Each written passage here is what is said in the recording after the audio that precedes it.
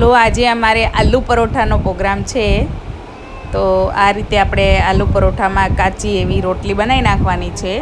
પછી આપણે બટેકાનો માંજો બનાવવાનો છે. એમાં કોબી, ગાજર, કેપ્સિકમ, કાંદા એવું બધું એડ કરવાનું છે. અને આ પરથી પછી ધાણા એડ કરી દેવાના છે.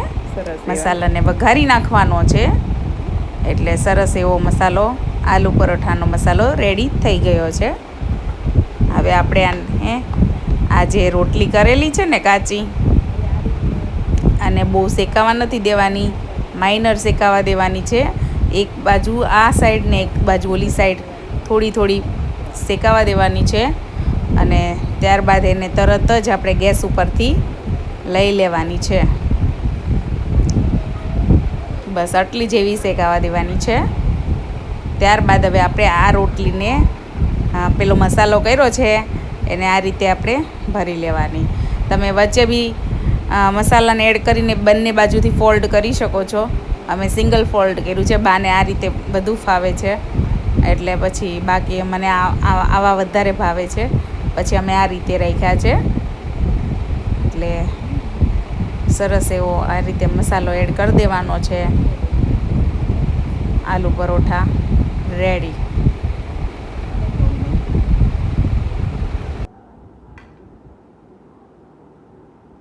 કેવો બન્યો? કઈ ઘટતું નથી ને?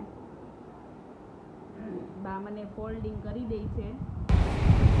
આવી રીતે બધી જ રોટલી ભરી દેવાની છે મસાલાથી. ત્યારબાદ આપણે એક લોઢી લેશું. અમે તો ઢોસાની લોઢીમાં કરીએ છીએ, એટલે એકસાથે 2 પીસ 3 પીસ જેવા કરવા હોય એવા થાય. આ રીતે થોડું તેલ એડ કરી દેવાનું છે. ત્યારબાદ આપણે આ રીતે આને શેકી નાખવાની છે. ઘણા વધુ તેલ નાખીને શેકે તો ક્રન્ચી થાય છે. અને મીડિયમ મેં તેલ યુઝ કર્યું છે, ઉનાળાનું છે એટલે. આપણા આલુ પરોઠા રેડી થઈ ગયા છે. તમે આને સોસ જોડે પણ ખાઈ શકો છો, ચટણી, ગ્રીન ચટણી જોડે ખાઈ શકો છો. અમે આની જોડે મૈસૂર દાળ બનાવી છે, બધું કચુંબર એડ કરીને. અમે આલુ પરોઠાને દાળ જોડે જ ખાઈએ છીએ, એટલે વધુ અમને મજા આવે છે. સોસને એવું અમે એડ નથી કરતા. અને મસ્ત એવા ધીમા ગેસ પર આને શેકાવા દેવાના છે આ પરોઠાને. તમે જોઈ શકો છો સરસ એવી ડિઝાઇન પણ બની ગઈ છે. પછી આપણે કટિંગ કરીને એને ખાવાના. સરસ એવા આ થઈ ગયા છે આલુ પરોઠા રેડી.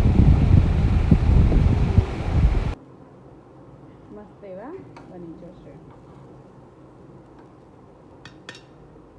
જો કે રોટલી ના કયો કે પરોઠા કયો, બધું એક જ કહેવાય.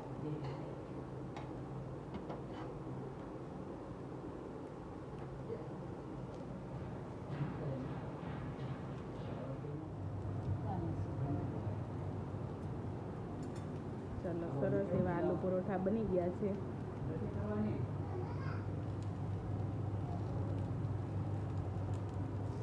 ચલો મમ્મી લાવો, હું બનાવું.